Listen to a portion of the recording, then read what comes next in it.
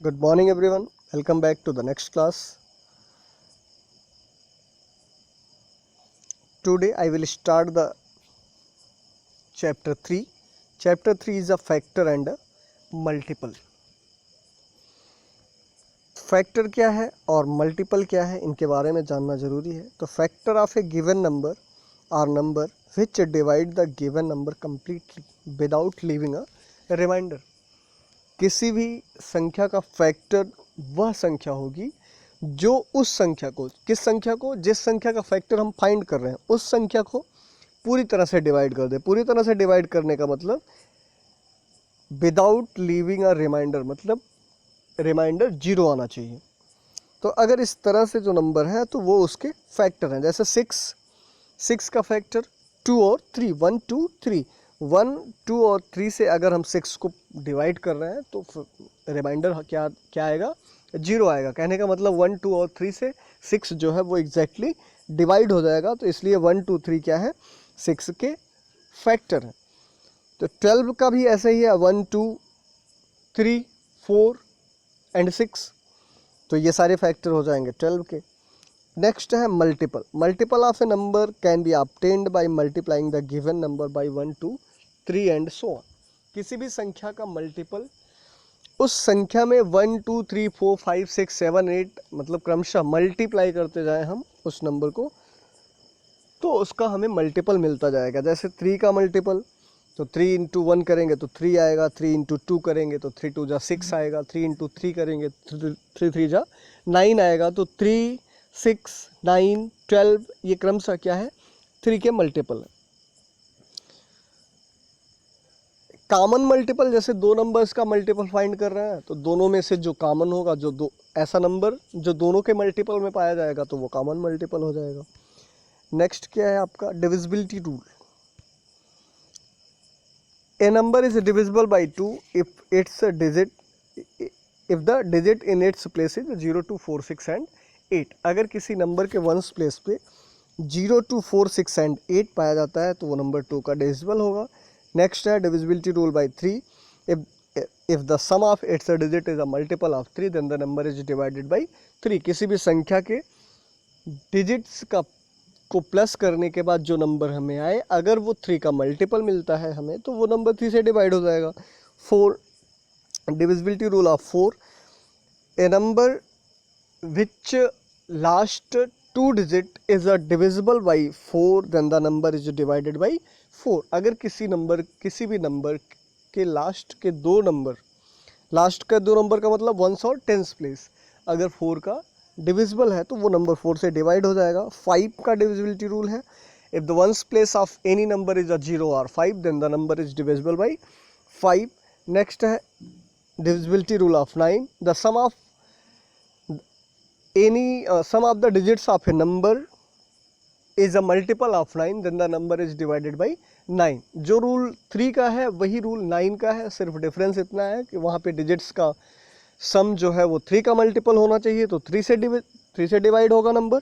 और अगर किसी नंबर के डिजिट्स का सम जो है वो 9 का मल्टीपल है तो वो नंबर 9 से डिविजिबल है.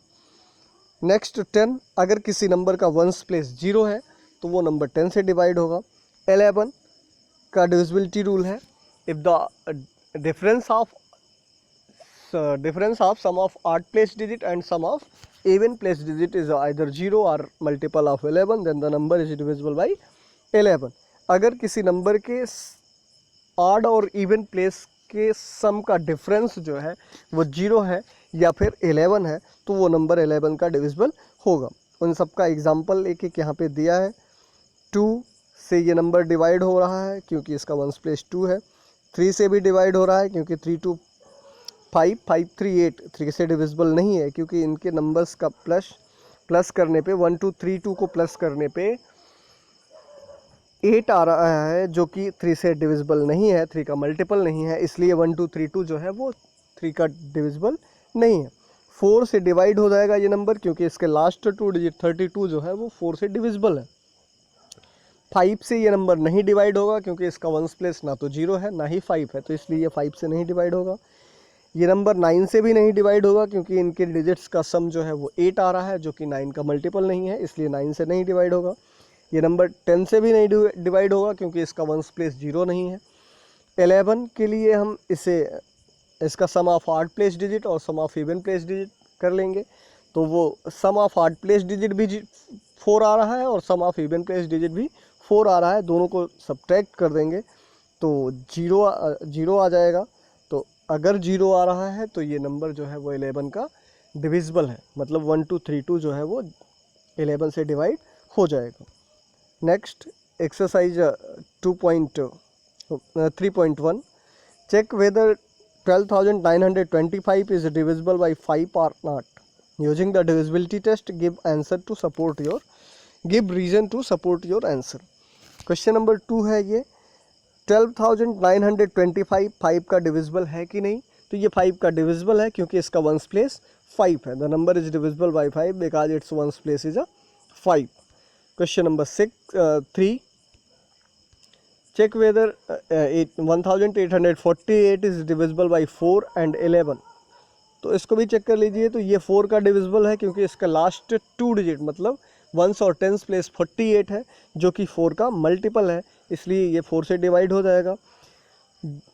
डिविजिबिलिटी बाय 11 के लिए हम इसका सम ऑफ ऑड प्लेस करेंगे, तो सम ऑफ ऑड प्लेस हो जाएगा 8 + 8 = 16 और सम ऑफ इवन प्लेस करेंगे तो 4 + 1 = 5 आएगा। इन दोनों का डिफरेंस फाइंड कर देंगे, 16 - 5 = 11 हो जाएगा,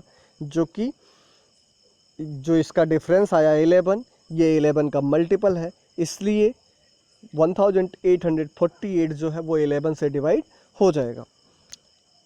क्वेश्चन नंबर फर्स्ट जो है वो आपका होमवर्क है। क्वेश्चन नंबर फर्स्ट में करना क्या है, complete the following table by checking whether the given number is divisible bye 2, 3, 4, 6, 9, 10। Right yes if it is divisible by if it is divisible and know if it is not divisible. अगर number जो है वो 2, 3, 4, 5, 6, 9 और 10 के column में divisible है तो वहाँ पे आप यस लिखेंगे, और अगर नहीं डिविजिबल है इन नंबर्स से तो वहाँ पे आप नो लिखेंगे। तो इसको आप डिविजिबिलिटी रूल की हेल्प से कर सकते हैं।